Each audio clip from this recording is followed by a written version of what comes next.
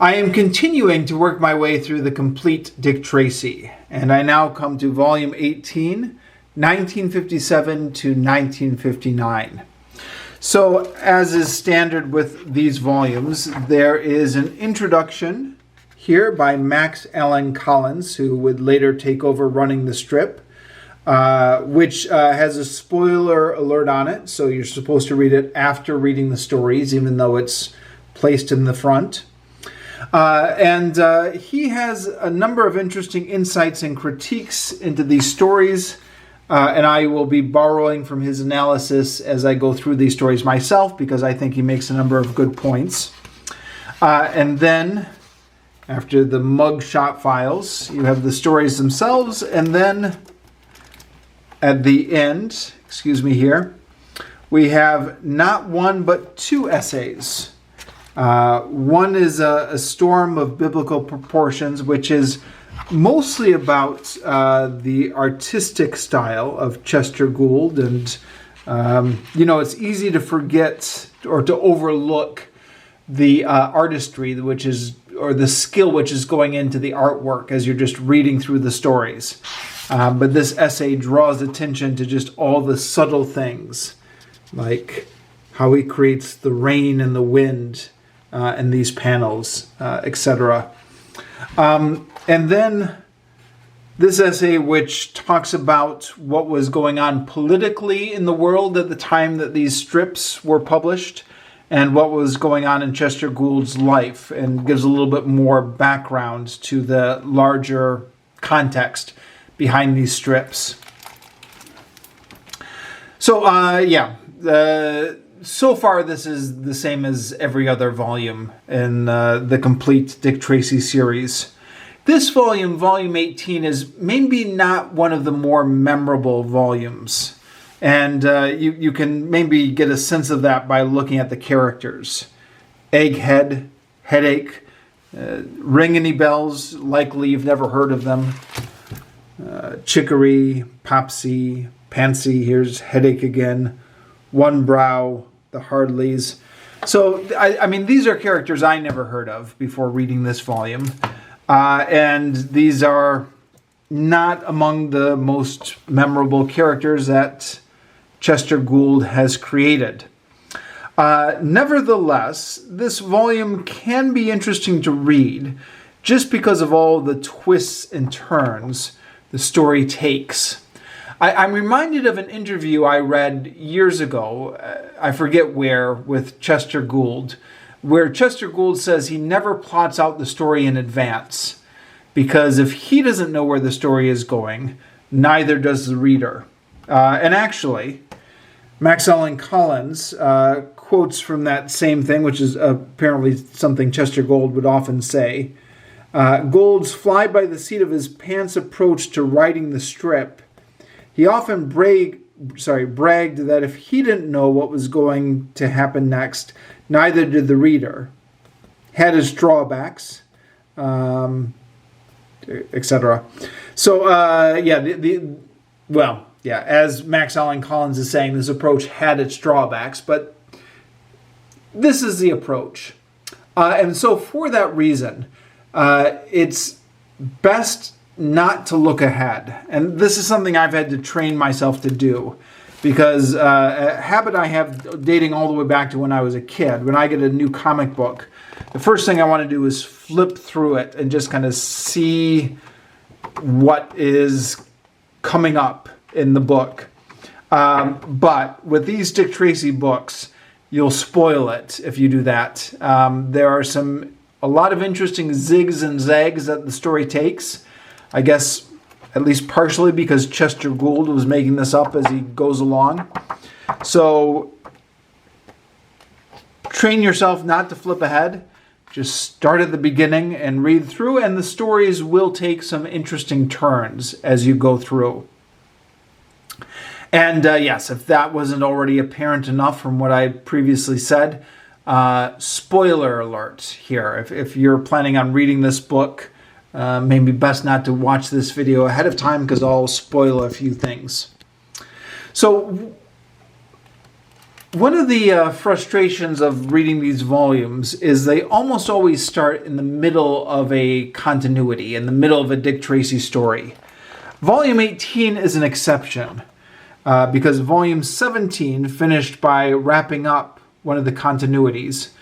Volume 17 ended with Junior and his friends wanting to dress for success, to kind of dress... I forget the words they use, dress smart, dress respectable. And so this starts off with Junior and his friends getting career advice from Dick Tracy, and then Dick Tracy and Junior sharing some moments by the fire.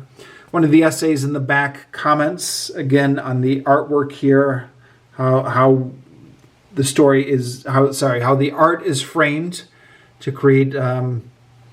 just the right amount of intimacy here between Dick Tracy and his adopted son. And then we get into the story, which involves, after Junior being kidnapped, a goateed man known as Pansy, who is recruited to help collect some records, and on the records is the clue to a missing treasure. In his introduction, Max Allan Collins states that a number of the elements here were recycled from previous stories. Now, this is something I didn't pick up on. And again, as I've been reading through these volumes, there have been some gaps in what my library has available. So I guess I must have missed these. But apparently the idea of a treasure treasure map being on records was appeared in a previous story. Apparently there was a character very similar to Pansy who appeared in a previous story. So it's, I didn't realize it was recycled though. It's interesting enough, although surprisingly, it's very short. So usually these Dick Tracy villains just go on and on as the story takes all sorts of twists and turns. This one seems like it's setting up for a really long epic story. And then it just ends. Well, okay, it does go on for a little bit here as I'm flipping through it. But we see Patsy get in a shootout with the police. We expect this to go on for some time. But nope, they just get all rounded up, and then that's the end of the first story in this volume. And then we go on to the second story about Egghead. She's the girl on the cover picture. Yep, there she is there. So she looks beautiful, but she's bald at top. According to the essays in this book, she was inspired partly by the bald head of Dwight Eisenhower and partly by, I forget what the name of the actress is, Grace Kelly or something like that, who she's supposed to resemble except for the bald head. Now, the Egghead storyline does go on and does go through a number of twists and turns. In fact, there's a quote here from, this is from the introduction by Max Allan Collins, but they put it on the back of the book. Though she has never joined the rarefied ranks of Flat Top and Mumbles, Miss Egghead is a worthy addition to the Gould Rogues Gallery. A shapely beauty with a bald head and platinum tresses along the sides, she will command an epic narrative running almost 8 months. With interesting and unexpected shifts in setting and emphasis, her story is one of the strongest, strangest, and longest continuities in the entire Tracy run. So, starts off with an escaped cockfighter who Miss Egghead is raising these cockfighters. According to the introduction, at the time that these stories were written, cockfighting as a social problem or as a cruelty to animals type thing was not yet in the public consciousness. That apparently would come later with books and movies in the 60s and 70s. But at this time, calling it Chester Gould calling attention to how inhumane cockfighting was. Apparently this was him ahead of his time. Anyways, one of the cockfighters, who turns out to be a bird who's sick of cockfighting and wants to be a peacemaker, has escaped and headed over to the B.O. Plenty house, where we get some comic relief from B.O. Plenty trying to catch the cock and destroying his house in the process. Meanwhile, Miss Egghead is looking for her prize cockfighter. And she has a servant or an employee who's, what is his name? Miguel, I think. Yeah, Miguel, and his daughter. His daughter is sympathetic to the poor birds, which Miss Egghead does not allow. So here's one that's sick. Miss Egghead just takes it and snaps its neck, much to the horror of the poor girl.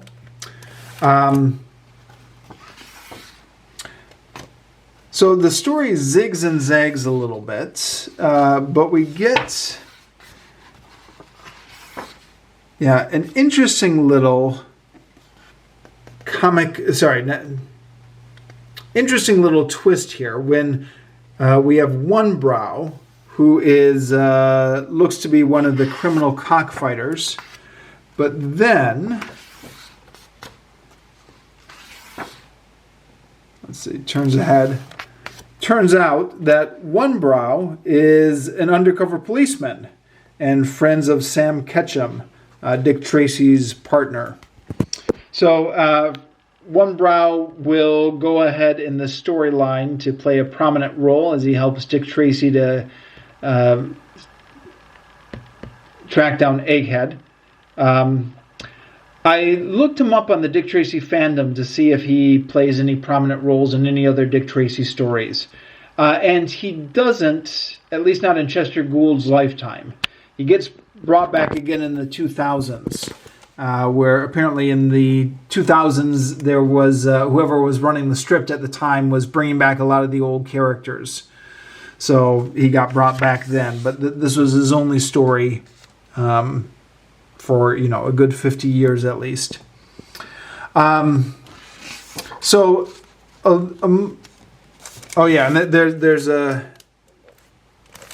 there's a nice Sunday story here.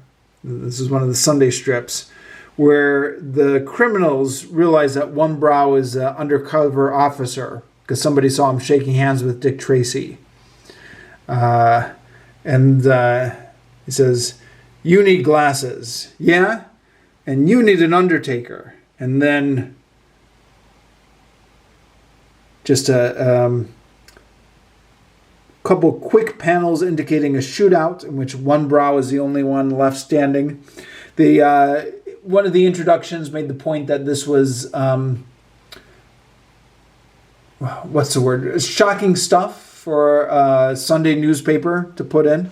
But there you go. Of course, when you think about all the stuff that's been in Dick Tracy up until now, I guess this hardly rates. But still. But then, One Brow, not One Brow, Ms. Egghead ends up going to Cuba eventually in the story.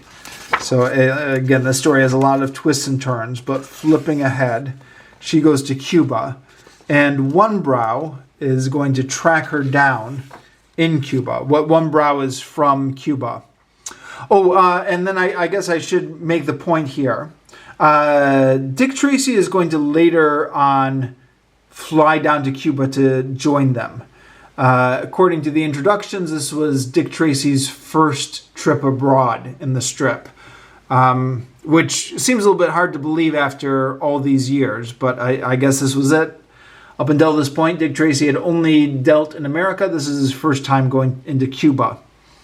Now, as the introductions point out, Cuba at this time was a haven for American organized crime. I guess that, that movie, The Godfather 2, where all the mobsters were hanging out in Cuba, that was partially based on real history. The Cuban Revolution has not yet occurred. So Chester Gould, I don't know if he had any inkling of what would happen to Cuba in the future, but at this time, the Cuban government is still very friendly with the United States, and Dick Tracy goes over to Cuba to assist. One of the introductions, or rather the afterwords to this, says that Chester Gould had an anti-interventionist political mindset, and there are elements in this strip which subtly, like satirize or critique American influence in Cuba. I didn't notice that so much myself reading this strip. It could be that that's a little bit of an overinterpretation, but nonetheless. There is, however, some great panels here. So Egghead, she's wearing a wig as a disguise, sees a cigar here that One Brow left. So she knows that One Brow is in the room. She realizes he's behind the curtains, and she attacks with the knife. And then this is where the panel ends. So, that's where the strip ended for the day. And then we have another strip. We're just showing the body slumping over. Rip, rip. And then the next day's strip. So, some really great ways to, I guess, milk the suspense of that situation over a few different strips. But yes, now that One Brow is out of commission, this brings Dick Tracy over to Cuba. And Dick Tracy ends up getting caught by the mob. And, I guess this is classic comic book type stuff. They should have just shot him while they had him. But instead, they fly him out to a deserted island. Now, to be fair, I guess this is partially... They do give an explanation. It's to kind of make it difficult for the crime to be pinned on them. That's not a very good explanation, but that's the explanation here. So Dick Tracy lands on this deserted island. I think this might be the only Dick Tracy on a deserted island story here. I guess if this is Dick Tracy's first time outside the U.S., this must be one of the first, right? At least. So he's out on this deserted island, and he runs into, eventually, a English policeman from Scotland Yard, who is also on this deserted island. And they team up together and eventually get taken off the deserted island. Meanwhile, a hurricane comes in to Cuba.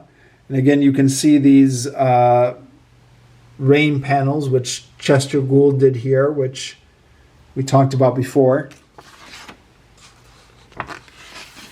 There actually is a lot of rain panels here because we've got a whole storm coming through, which lasts for several strips. One Brow comes back. He's out of the hospital now to arrest Mrs. Egghead and attempt to save her from the typhoon. And we again, the story takes a few zigs and zags. So they're on the store. It flips over. They flip it back over. Meanwhile, the other enemies, the other bad guys, are in a plane, which Dick Tracy tries to save them, but they shoot a gun with the gas flames and start the thing on fire. And meanwhile, Miss Egghead forgets to duck and gets impaled by a fence. And that's the end of her. So once again, the villains come to a gruesome end. Then we have another storyline beginning here, and this one is a story of headache. Now, this is an interesting one. Again, maybe not one of Chester Gould's greatest stories, but interesting for the twists it takes. We get set up with Headache, and we assume he's going to be the villain of this storyline, but it turns out, although Headache has all the characteristics of a Chester Gould villain, the grotesque face, the exaggerated characteristics, in this case is constant headache, he actually wants to get out of organized crime. And he thinks he's got a way out by selling his factory, but then the woman who buys the factory is for the syndicate, and she wants to keep Headache as a prisoner here to work for the syndicate with the factory, because Headache is the only one who knows how to rig the slot machines. Meanwhile, she's got a daughter named Popsy, who is, I think, 17, a teenage girl, who is constantly sucking on or licking the lollipop. And as Max Allan Collins says in his introduction, it's difficult nowadays not to interpret this as some sort of sexual innuendo, although maybe in the 1950s it was a little bit more innocent. But then what goes on is that the girl has a conflict with her mother, and she forms an alliance with Headache. And not just an alliance with Headache, she's constantly kissing him with all these smacks here. This seems to be increasing Headache's headache. He keeps making comments like, "Oh, that lollipop." Like the lollipop is increasing his headache, but it could also be just these constant kisses from this teenage girl. "Oh, that lollipop." But even though she is the one who appears to be coming on to him, well, I guess he's kissing her back in this panel, but they are both in league with each other here in this plot to leave the syndicate, and at times against the mother, until they finally convince the mother to come along with her. So, yes, this romance of a seeming romance of a middle-aged man and a teenage girl would not fly today, obviously. But, you think the 1950s, and you think all those pop songs they had about teenage girls, and you think, okay, well, maybe it was more acceptable to date teenage girls in the 1950s than it would be now. Although, according to the introduction, and this is a point made in both the introduction and the afterword, the 1950s were a very conservative time, so this kind of thing was frowned on perhaps even more during the 1950s.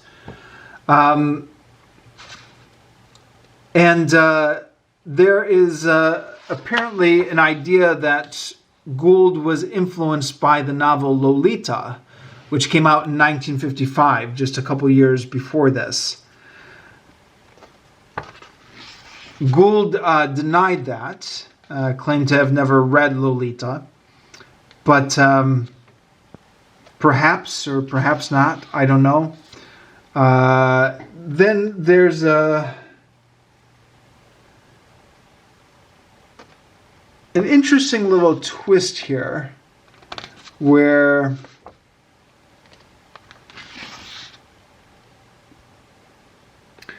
after all this setting up of Headache and Popsy as a couple,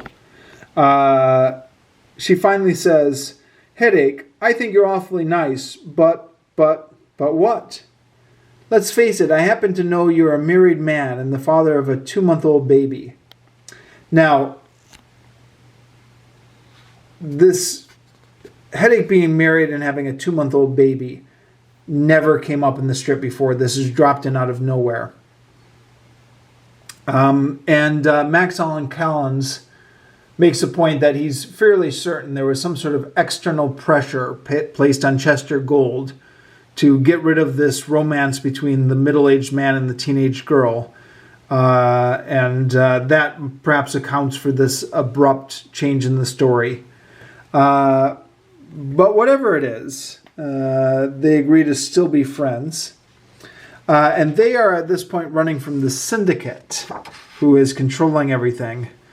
Now, the syndicate is at first portrayed as being all-powerful, like, this big crime family. But as the story shifts to the syndicate, we find out they're just 4 brothers. Sorry, I'm getting ahead of myself, but if we keep flipping over, we find out later they're just 4 brothers, so not quite as powerful as they're made out to be. But Dick Tracy and his police gang track down the syndicate and get them in a shootout.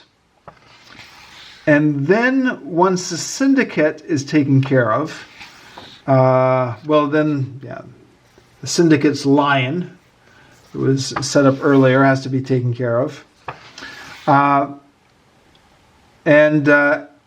Headache's body, which was earlier dumped into the ocean, is recovered by a diver.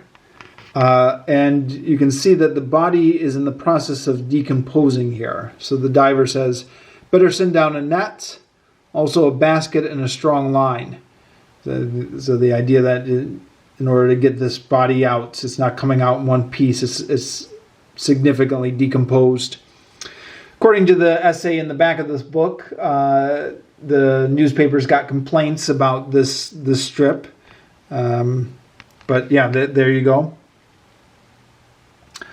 It's interesting what Chester Gould was able to get away with, right in the family papers, right during the conservatism of the 1950s. But there you go, huh? Anyways, the story then switches next to a relative of the syndicate, who is this funny old man and his manipulative wife, who, because they're the only surviving relatives, apparently inherit all the money that the syndicate had. The syndicate had, and I guess this is because there was no way of returning this gambling money to the rightful owners at that point.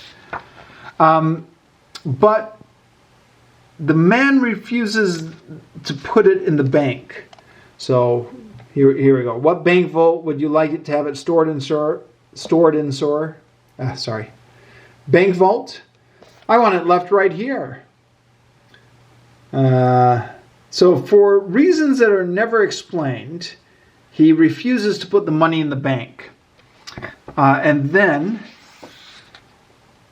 keeping guard over this money, which he has refused to put in the bank, then becomes the next plot. And it's a silly plot because he should have just put the money in the bank.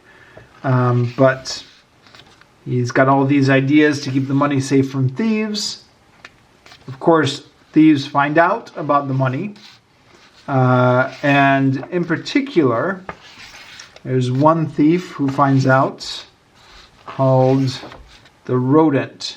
But I'm getting ahead of myself. There's a lot more shenanigans with the money, first of all. So, yes, this Chester Gould apparently from time to time would do comic storylines. According to Max Allan Collins, this was for a couple reasons. It was both because he wanted to break up the strip and make sure it wasn't just all grim, that it had some comic elements to it. It was also because Chester Gould wanted to be a comedy writer. He had stumbled into Dick Tracy, but he always had fancied himself somebody who was a comic strip artist who could do the humorous comic strips. But the humor doesn't always work. And this storyline is, not very funny and a little bit tiresome to read through. But then eventually we do get the arch villain, the Rodent, showing up here. and feeding one of the henchmen to the piranhas.